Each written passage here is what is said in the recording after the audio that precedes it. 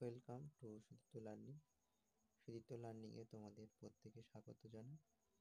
প্রিয় ছাত্রছাত্রীরা, আজকের ক্লাসে আমরা ক্লাস 7ম শ্রেণীর পরিবেশ ও বিজ্ঞান পাঠ্য বইয়ের আলো চ্যাপ্টারটির বাকি অংশ কোশ্চেনগুলো নিয়ে আলোচনা করব। আমরা পূর্বের ক্লাসে 1 থেকে 22টি প্রশ্ন উত্তর নিয়ে আলোচনা করেছিলাম। আমরা আজকে 23 থেকে প্রশ্ন উত্তরগুলো আলোচনা করব। তোমরা দেখো, আজকের ক্লাসে প্রথম কোশ্চেন, বিভেদ তল কাকে বলে? উত্তর দেখো, ভিন্ন ঘনত্বের দুটি পদার্থকে যে তল দ্বারা পৃথক করা হয় তাকে বিভেদ তল বলে। যেমন ধরো জল আর বায়ু, ঠিক তেমনি জল আর বায়ুর যে মাঝের তল সেটাকে আমরা বলি বিভেদ তল। পরের কোশ্চেনটি দেখো, আলোর প্রতিসরণ কাকে বলে? উত্তর হবে, আলোক রশ্মি একটি মাধ্যম থেকে অপর একটি ভিন্ন ঘনত্বের মাধ্যমে প্রবেশ করার পর তার গতি পথের যে পরিবর্তন হয় তাকে আলোর প্রতিসরণ বলে। পরের কোশ্চেনটি দেখো, প্রতিসৃত রশ্মি কাকে বলে? উত্তর হবে, আপতিত আলোক রশ্মি থেকে যে পরিমাণ আলোক রশ্মি বিভেদতল বা প্রতিফলক ভেদ করে অপর মাধ্যমে প্রবেশ করে তাকে প্রতিসৃত রশ্মি বলে। 26 দাগের কোশ্চেন, প্রতিসরণ কোণ কাকে বলে? উত্তর হবে, প্রতিসৃত আলোক রশ্মি অভিলম্বের সাথে যে কোণ সৃষ্টি করে তাকে আলোর প্রতিসরণ কোণ বলে। পরের কোশ্চেনটি দেখো, আলো লঘু মাধ্যম থেকে ঘন মাধ্যমে প্রবেশ করলে প্রতিসরণ কোণ বাড়বে না কমবে? উত্তর হবে, আলো লঘু মাধ্যম থেকে ঘন মাধ্যমে প্রবেশ করলে প্রতিসরণ কোণ কি হবে না কমবে। পরের কোশ্চেনটি দেখো, আলো ঘন মাধ্যম থেকে লঘু মাধ্যমে প্রবেশ করলে প্রতিসরণ কোণ বাড়বে না কমবে? না, এর উত্তরটি হবে, আলো ঘন মাধ্যম থেকে লঘু মাধ্যমে প্রবেশ করলে প্রতিসরণ কোণ বাড়বে। পরের কোশ্চেন অর্থাৎ 29 দাগের কোশ্চেনটি দেখো, আয়নায় গঠিত প্রতিবিম্বের কিরূপ পরিবর্তন ঘটে অথবা আয়নার বস্তুর কিরূপ প্রতিবিম্ব দেখা যায় তা লেখো। উত্তর হবে, পার্শ্ব পরিবর্তন ঘটে অথবা পার্শ্ব প্রতিবিম্ব দেখা যায়। 30 নম্বর কোশ্চেন, বর্ণালী কাকে বলে? উত্তর হবে, সাদা আলোর বিচ্ছুরণের ফলে যে 7টি বিভিন্ন বর্ণের আলোর পটি গঠিত হয় তাকে বর্ণালী বলে। পরের কোশ্চেন 31 দাগের কোশ্চেন, আলোর বিচ্ছুরণ কাকে বলে? উত্তর হবে, সাদা আলো থেকে 7টি বিভিন্ন রং এর আলোক বর্ণ পৃথক হয়ে যাওয়ার ঘটনাকে আলোর বিচ্ছুরণ বলে।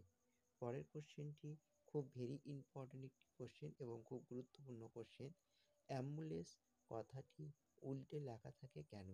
উত্তর হবে, আমরা জানি আয়নার বস্তুর পার্শ্ব পরিবর্তন ঘটে, কিন্তু বস্তুর শীর্ষবিন্দু কোনো পরিবর্তন ঘটে না।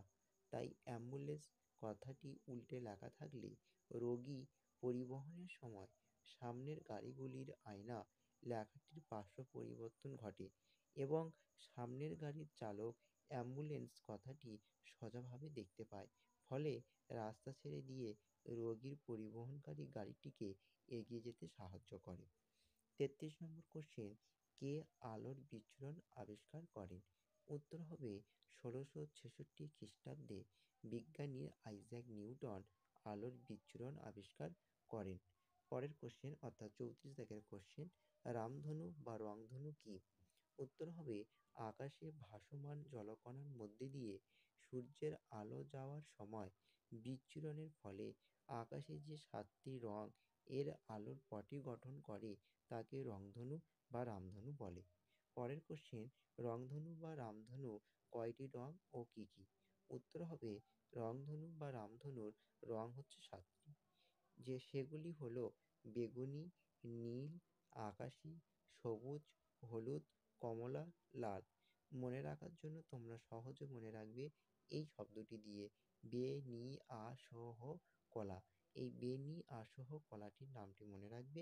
দেখবে বে থেকে এসছে বেগুনি, নি থেকে এসছে নীল, আ থেকে এসছে আকাশী, দন্তস্ব থেকে এসছে সবুজ, হ থেকে হলুদ, ক থেকে কমলা, লা এখানে লা থেকে এসছে লাল।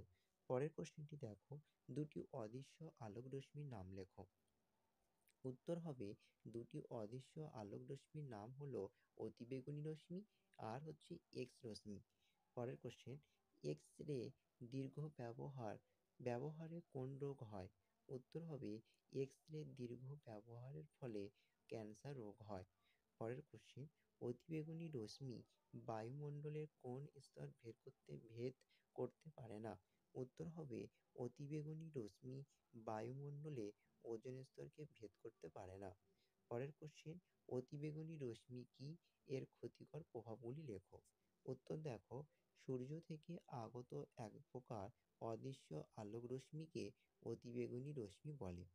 অতিবেগুনি রশ্মির ক্ষতিকর প্রভাবগুলি হলো, এক, চোখে সরাসরি পড়লে, অর্থাৎ চোখে যদি ওই অতিবেগুনি রশ্মি যদি সরাসরি পড়ে তাহলে কি হবে না, চোখের লেন্সের ক্ষতি হবে। দুই, জীবন্ত কোষ জীবন্ত কোষের পক্ষে অতিবেগুনি রশ্মি অত্যন্ত ক্ষতিকর। 3 নম্বর পয়েন্টে লিখবে, এছাড়াও চামড়ার অতিবেগুনি রশ্মির প্রভাবে ক্যান্সার রোগ হতে পারে। 40 দাগের কোশ্চেন, এক্স রে কি, এর ব্যবহার লেখো।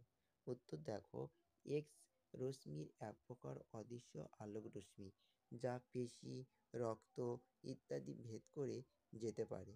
এবার দেখো, এক্স রশ্মি ব্যবহার।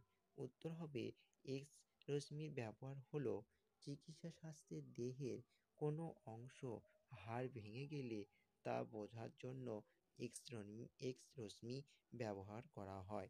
41 দাগের কোশ্চেন, এক্স রশ্মির ক্ষতিকর প্রভাব লেখো।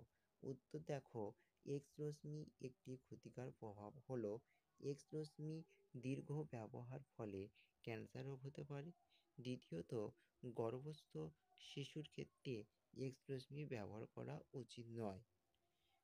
এবার 42 নম্বর কোশ্চেনটি দেখো, জীবের শারীরবৃত্তিক ক্রিয়ার আলোর ভূমিকা লেখো। উত্তর হবে, আলো প্রধান উৎস হলো সূর্য, তাই জীবের সব কাজ সূর্যের আলোকের সাহায্যে হয়। জীবের শারীরবৃত্তিক ক্রিয়ার আলোর ভূমিকা হলো, এক, সবুজ উদ্ভিদের খাদ্য তৈরির জন্য আলো দরকার। দুই, গরম ও শীতকালে দিনের আলো দৈর্ঘ্যের উপর নির্ভর করে বিভিন্ন ফুল ও ফল হয়ে থাকে। 3 নম্বর পয়েন্ট, আলো কম পেলে সামান্য মাছের স্যামন মাছের বাচ্চারা মারা যায়। কি বললাম, আলো কম পেলে কিছু কিছু মাছ আছে, সেই মাছের বাচ্চা কি হয়ে যায়, মারা যায়। 4 নম্বর পয়েন্ট, পরিযায়ী পাখিদের খুব শীতের জায়গা থেকে অপেক্ষাকৃত গরম জায়গা আসতে সূর্যের আলোর তীব্রতার উপর নির্ভর করে। এই ছিল তোমাদের আজকের ক্লাসটি আমি আজকে এই পর্যন্ত রাখলাম। আবার আমরা পরের ক্লাসে পরের বিষয় নিয়ে আলোচনা করব। আজ এই পর্যন্ত, টাটা, বাই বাই।